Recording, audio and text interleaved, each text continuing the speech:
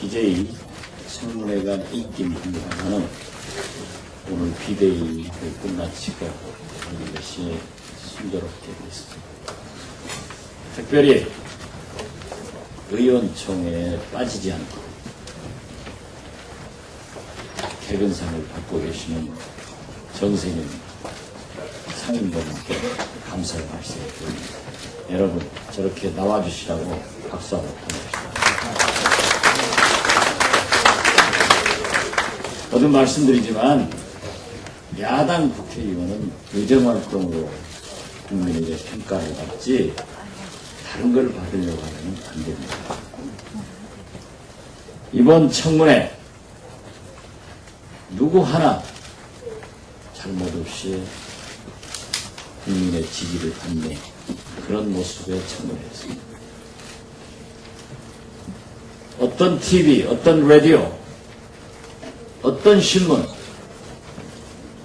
탑으로 올리지 않은 언론이 없습니다. 어제 저는 확신을 가졌습니다. 조선일보 김창균 칼럼을 보고 석간 문화일보와 내일신문을 보고 어제 날짜로 오늘 밤 TV뉴스는 어떻게 나올 것이다. 그리고 오늘 아침 조간신문들은 어떻게 나올 것이다. 했는데 역시 국민 여론이 백업을 해주기 때문에 좋은 보도를 해주셨습니다. 우리는 하나의 고개를 넘었습니다. 여기에 만약 우리가 잘했다 할 수가 없습니다. 백공일구합니다. 100가지 잘하고 한 가지 잘못하면 끝나는 게 우리 정치인 고위공직자의 생활입니다. 우리 민주당은 앞으로 더욱 겸손할 필요가 있습니다. 건방을 떨면은 청문회 에서도 봤지만 어떻게 되는가. 국민이 무섭습니다. 더욱 노력해 주시기 바랍니다. 청와대에서는 내정을 처리할 만큼 흠결이 아니다. 그러겠죠. 4가지 필수 과목을 이수하면 대통령 되니까 총리나 장차관은 4가지 플러스 1, 4 플러스 1 흠결은 한두 가지만 해당이 되니까 그렇게 보이는 것 같습니다. 그런데 우리는 어떻게 이명박 대통령이 골라도 이런 사람 몰랐을까 하는 것이 생각합니다. 이번 청문회는 한마디로 정의하자면 거짓말, 경련대회를 했습니다. 모든 것을 거짓말하고 죄송하고 송구합니다. 사과합니다.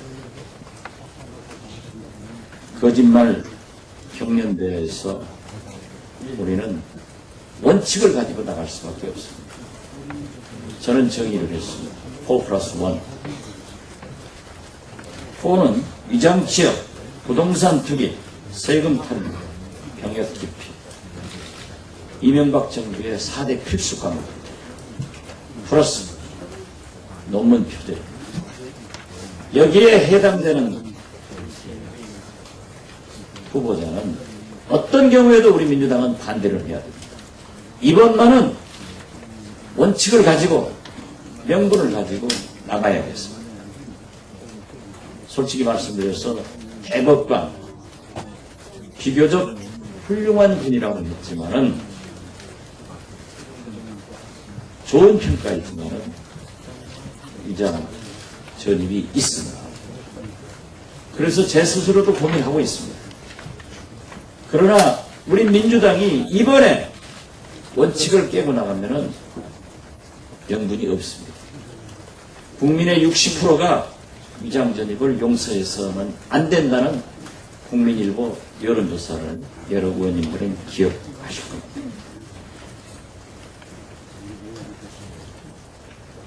따라서 4+1 원칙을 지키겠습니다.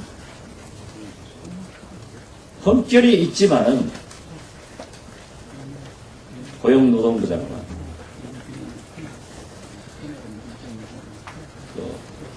농림식품부 장관, 특임장관은 여기에 해당되지 않고, 그래서 각 상임위원회에서 우리의 의견을 반영하고 나머지 부분에 대해서는 통과시키도록 했습니다.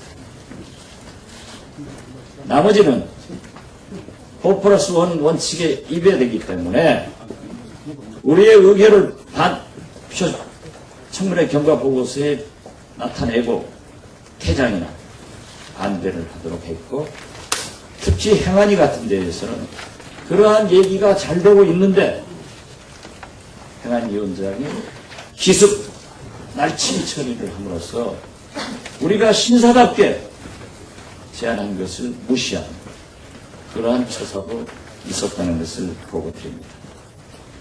김태호 총리 후보자, 처음부터 제가 얘기했습니다. 겸손해야 될 인사청문회를 앞둔 총리 후보자가 무슨 대통령 후보입니까? 손이나 번쩍번쩍 들고 다니면서 말이죠. 사진 찍고. 그래서 나는 개인적으로 굉장히 친합니다.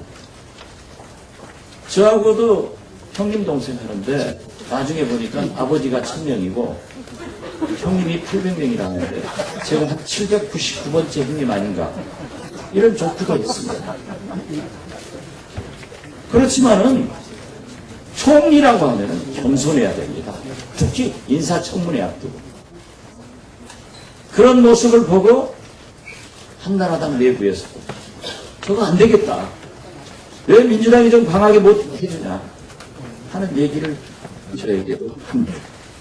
어떠했든 우리 야권 6명의 청문위원들은 이틀간 진짜 많은 노력을 했습니다.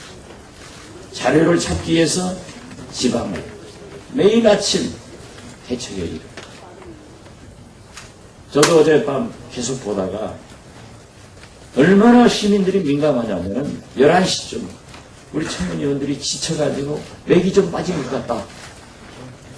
가서 원내대표가 좀 동료를 해라. 갔습니다. 갔더니 좀 세게 하라고 그랬더니 눈만 초롱초롱 하더라고요. 세게 했습니다. 자정까지 했습니다. 그리고 자정 끝나자 그 네 분들하고 저하고 같이 대책을 강구를 했습니다. 그리고 1시 비가 해서 씻고 2시에 자서 오늘 아침이다 또 비대위 나오고 그랬습니다. 우리의 열정이 혼을 바쳐서 일을 했기 때문에 국민이 어느 정도 감동을 받고 있다, 저는 그렇게 전합니다. 그래서 김태호 후보자에 대해서는 첫째, 은행법, 공금횡령, 직권남용, 업무상 배임, 위증, 공직자윤리법, 공직선거법, 지방공무원법 위반을 했습니다. 더 큰 위반은 헌법을 위반했습니다. 박병석 의원이 지적을 했지만은 총리가 장관 재청을 해야 되는데 장관 먼저 발표하고 총리 나중에 했습니다. 그래서 이러한 실정법, 공소시효가 남아있는 위증까지 합치면은 8개 법을 위반했기 때문에 야권 조순영 강기각 의원과 6분이 청문특위에 고발을 요구합니다. 만약 고발에 여당 의원들이 응하지 않으면은 청문회법상 3분의 1 이상의 동의가 있으면 고발이 가능하기 때문에 지금 우리 민원국에서 고발장을 작성하고 있습니다. 그래서 야권 6의원이 고발을 하겠습니다. 당론으로 추인해 주실 것을 부탁드리고요. 그 다음에 또 한 건의 고발은 증인관계입니다. 한나라당이 동행명령까지 동의를 해줬으면 나와야 됩니다. 그런데 안 나왔습니다. 그렇기 때문에 이 증인 문제에 대해서도 아까처럼 똑같은 방법으로 야권 6명 의원이 요구를 해서 이건 틀림없이 해줄 겁니다. 동행명령을 같이 동의해 준 사람들이 안 나온 증인을 어떻게 한나라당에서 고발하지 말자 할 것입니다. 이것도 만약 한나라당이 응하지 않으면 청문회법에 의거해서 야권 6명이 고발하도록 고발장을 인원국에서 작성하고 있다는 보고를 드립니다. 지금 조순영 자유선진당 의원께서는 오늘 바로 6명이 고발을 하고 특위에 또 요구를 하자 하는 게 있는데, 이것은 박영선 간사께서 접촉을 해가지고 청문회 위원들이 방법을 결정하겠지만은 이 고발건도 우리 민주당 당론으로 정합해 주셨으면 감사하겠습니다. 그리고 총리 청문회 보고서를 작성해야 되는데 27일 11시로 그리고 27일 오후 2시로 보내기가 잡히고 총리 청문회 특위는 11시로 되어 있습니다. 그 사이 간사들과 수석 전문위원들이 보고서를 작성하게 되는데, 여기에 대해서는 너무나 많은 총리의 하자가 있기 때문에 우리 야권은 분명하게 반대를 요구합니다. 6대 6입니다. 이 원장 한 사람이 한나라당인데, 저는 이경재 위원장이 절대 날치기나 비정상적인 방법으로 통과시키지 않을 인격을 가진 훌륭한 의원이라고 생각합니다.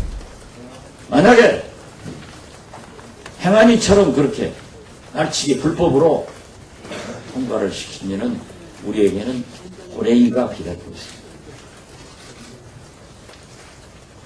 장관 임명은 우리가 적극적으로 막을 툴이 없습니다. 방법이 없습니다. 청문회 보고서가 채택되지 않더라도 열흘 지나면 대통령이 임명하면 됩니다. 그렇지만은 총리만은 그렇게 안 될 겁니다. 그래서 어제 상당한 고위층을 접촉을 해서 우리 민주당이 김신조 플러스 2